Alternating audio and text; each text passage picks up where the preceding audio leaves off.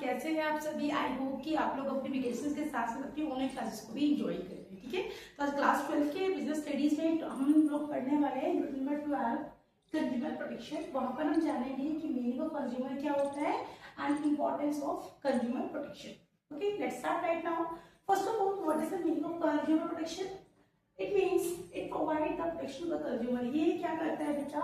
उपभोक्ता को protection provide करता है अगेंस्ट सच मैलप्रैक्टिस, कुछ गलत व्यवहार जो मार्केट में उपभोक्ता के साथ हो रहा है उनसे उपभोक्ता को बचाना।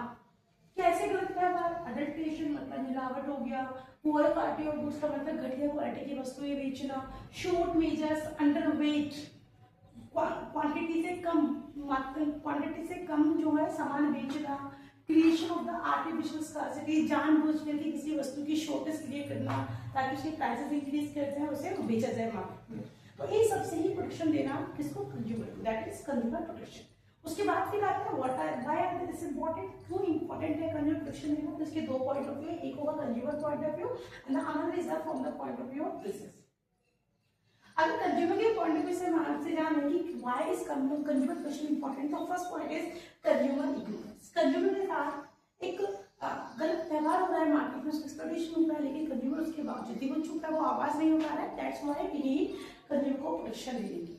सेकेंड पॉइंट है अनऑर्गेनाइज्ड कंज्यूमर, कि मार्केट के अंदर जो कंज्यूमर है गलत व्यवहार है उसको पता है बट वो बिखरा हुआ है, अनऑर्गेनाइज्ड है, इसलिए उसे जरूरत है कंज्यूमर से प्रोटेक्शन देने की। थर्ड है आपका कि जो एक्सप्लॉइटेशन का तरीका है, जो जो जो उसका जो गलत हो रहा है, ठीक है, उसको एक जनरल मेथड यूज नहीं हो रहा है, एक कोई नॉर्मल तरीका यूज नहीं हो रहा, अलग अलग तरीकों से उसके साथ एक्सप्लॉइटेशन जो है वो किया जाए। उसके बाद फिर आता है बिजनेस के पॉइंट ऑफ व्यू। अगर बिजनेस के पॉइंट ऑफ व्यू जाने कि क्यों कंज्यूमर प्रोटेक्शन जरूरी है, तो पहला रीजन है कि एक business long term business interest, अगर एक बिजनेस चाहता है कि लॉन्ग टर्म तक वो मार्केट में सर्वाइव करे, उसे कस्टमर्स का लंबे टाइम तक रिटेन रहे, दैट इज द रीजन कि क्यों कंज्यूमर को प्रोटेक्शन देने की नीड है बिजनेस को। सेकेंड पॉइंट है कि मोरल जस्टिफिकेशन, ये मोरल ड्यूटी है बिजनेस की कि वो अपने उपभोक्ताओं को प्रोटेक्शन प्रोवाइड है, जो भी गलत व्यापार मार्केट में होते हैं उनके प्रॉब्लम्स को। थर्ड है आपका गवर्नमेंट इंटरवेंशन, अगर बिजनेस चाहता है कि सरकारी हस्तक्षेप ना हो उसके काम काज में, तो सिंपल सी बात है कि सरकार वो टाइमली क्या करे, वो अपने कस्टमर्स को प्रोटेक्शन प्रोवाइड करे। ओके बेटा, उसके बाद हम फिर बात करेंगे सीपीए 2019 की, कंज्यूमर प्रोटेक्शन एक्ट 2019। इससे पहले कंज्यूमर को प्रोटेक्शन देने के लिए 1986 के अंदर भी कंज्यूमर प्रोटेक्शन एक्ट आया गया था, लेकिन उसको ही रिवाइज करके क्या नाम दिया गया बेटा? Consumer protection act 2019। इस एक्ट में कंज्यूमर को कुछ अधिकार दिए गए हैं कि कैसे कंज्यूमर उन अधिकारों का यूज करके उसको जो प्रोटेक्शन है वो दी जा सकती है। तो पहला अधिकार जो गिवन है, this is the right to safety. Consumer is right to safety, this is the right to protected against goods and services which are hazardous to life.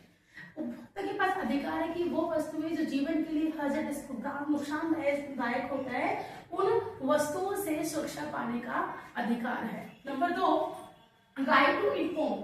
Right to inform कहता है इंफॉर्मेशन अबाउट द प्रोडक्ट, जो product और goods और services जो consumer use करने वाला है, use करता है, प्रयोग करता है, उस प्रोडक्ट की सारी की सारी इंफॉर्मेशन को प्राप्त करने का अधिकार है। नंबर 3, राइट टू चूज, चुनने का अधिकार। चुनने का अधिकार कहता है choose any product out of available product, जो भी अवेलेबल प्रोडक्ट्स है उनमें से उपभोक्ता किसी भी वस्तु को चुनाव करने का अधिकार होता है। नो वन कैन फोर्स, आपको कोई फोर्स नहीं करेगा कि आपको पर्टिकुलर यही जो सामान है वो खरीदना है। उसके बाद फिर आता है राइट टू हियर, सुनवाई का अधिकार। उपभोक्ता के पास सुनवाई का भी अधिकार होता है। Right to file complaint to be hear in case of dissatisfaction with goods और सर्विसेज। अगर उपभोक्ता किसी वस्तु या सेवाओं से संतुष्टि नहीं हो रही है, उसकी सुनवाई नहीं हो पा रही है, तो उसके लिए वो क्या कर सकता है बेटा? उसके लिए कंप्लेन कर सकता है कोर्ट के अंदर। जो भी लेवल्स गिवन है, ये आपके सीपी आगे पढ़ेंगे, उसमें जानेंगे कि जुडिशियल क्या एरिया है, कैसे वो अपने जो कंप्लेंट्स है वो डाल सकता है।